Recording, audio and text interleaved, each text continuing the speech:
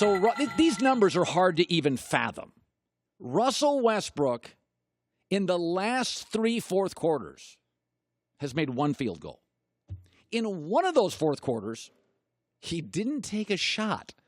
If LeBron goes 6 minutes to start a game without a shot, we go apoplectic. He went a fourth quarter without taking a shot. Nick Wright, explain to me why we're not calling out Westbrook here. Here's the thing, Colin. I was so ready to come on here, and I still will, and admit something. You may have had a point about Russell Westbrook all along. I'm ready to say that. I'm ready to say that while I envy and admire how hard he works, yes, that he could maybe learn something from you and from what you've been saying about working smarter rather than simply working harder. And while I love watching the anger with which he plays, sometimes that anger is used against him to a degree. Yes. He made the biggest game of their season, the Game 4 against Utah, a personal battle with the 4th best player on Utah, and that was a poor decision. So I can cede all of that ground. But what I can't do is allow you, I feel like that last part of your question is a straw man. The idea that Russell Westbrook doesn't get criticized. He's gotten criticized as much, if not more, than any superstar in the league over the last decade, not named LeBron James.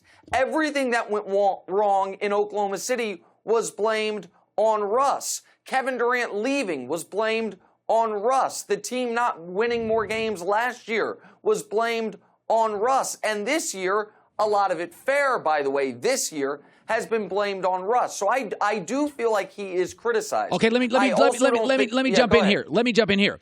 Ty Lue's called out LeBron. Steve Kerr's called out Durant. Billy Donovan is either petrified or has been given orders defend Russell. Could I not argue that at least Sam Presti and Billy Donovan, at some point, it's okay publicly, like Ty Lue or Steve Kerr, to go, yoo-hoo, come on, clean your act up in the 4th.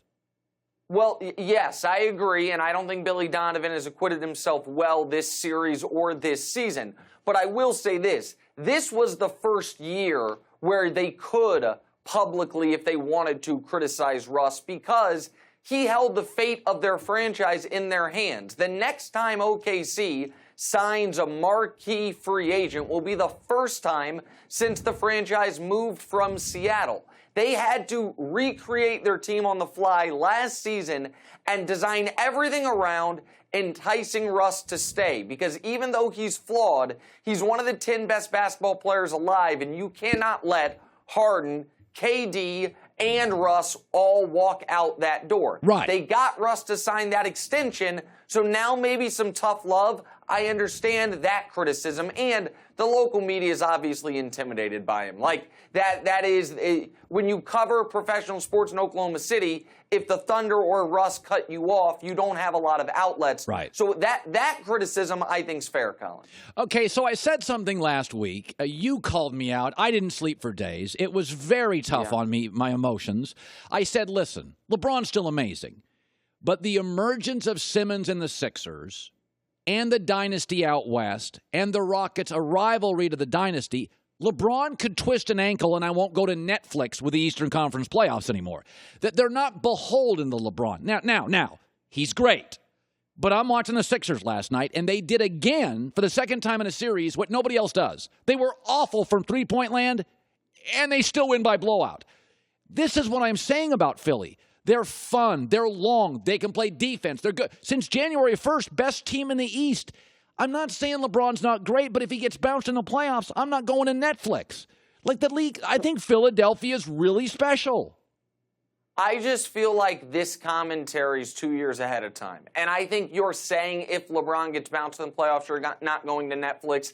And then all of a sudden you would find yourself scanning for the latest episodes of Narcos if you're looking at an Indiana Raptors semifinals and then a Bucks Sixers semifinals on the other side of the bracket.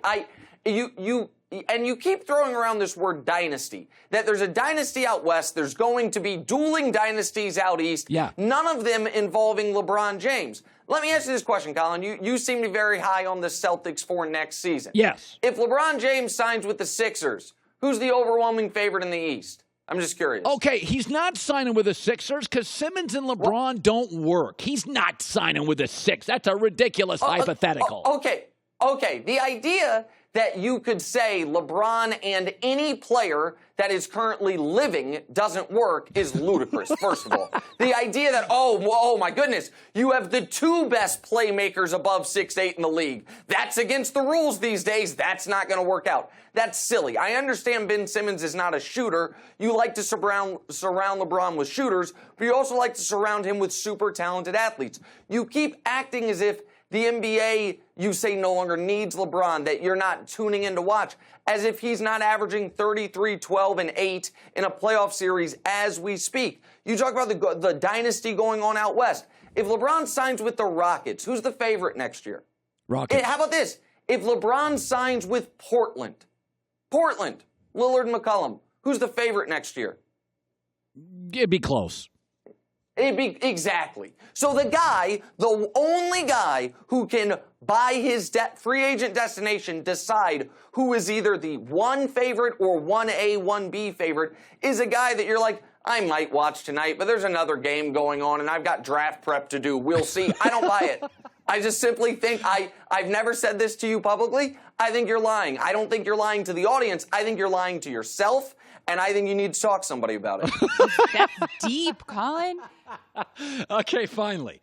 Okay, so I picked Cleveland to beat Indy in 5, and then for an hour I paused and went, I went off into the weeds, and I thought, okay, Indiana's got a deeper roster, they're going to win. You know what? Then I watched the other night, and I'm like, what am I doing? Victor Oladipo, Darren Collison, come on, they're not ready. The baton is rarely offered. They had LeBron in the ropes, and they whiffed. So I'm back on LeBron winning tonight and winning the series. We both think LeBron's going to win, right? Like this series tonight's going to be LeBron Cavs moving forward, right? Of course, yes, of course. No question about it. Okay. All right. I just wanted to... No. I didn't know if you were following up with that or if you want me to expand on that. Yeah, I mean, just go ahead and expand. I mean, it's Cleveland's going to win tonight. Cleveland's going to win tonight, and they'll win in 6. Listen, they have not been impressive in this series, but I will say this. All year long, the knock on Cleveland was a simple one. 29th ranked defense, terrible defense, there is no defensive flip to switch. And then all of a sudden you look through 4 games of these playoffs, why are they knotted at 2 games apiece with the Pacers? They have the 4th best defense of any team in these playoffs, and that's adjusted for pace. That's not because the game's going slow. It's their offense that has abandoned them. They have the 15th ranked offense in these playoffs. That will not maintain. Kevin Love will not shoot 33% the rest of these playoffs, and the Cavs won't go from being the 3rd best open three-point shooting team as they were in the regular season to where they've been the 3rd worst in the postseason. I actually think there are more silver linings from this series for the Cavs than you would imagine. If they were 2-2 because they had lost games 130-120, you would be saying, well, see, the defense couldn't get better. The defense has gotten better. Their offense has stunk. The offense with LeBron will always be fine in the long run. What's going to happen is this. I will be on with you in 2 weeks, and the Cavs will have won games 5 and 6, and they will be up either 3-0 or 3-1 in their next series. And you'll say, can you believe there was a guy on this network saying it's the Sixers era now? And I'm going to say, yeah, I think I know that guy. I think I used to be friends with that guy. At least I used to know that guy. That's what we're going to be doing.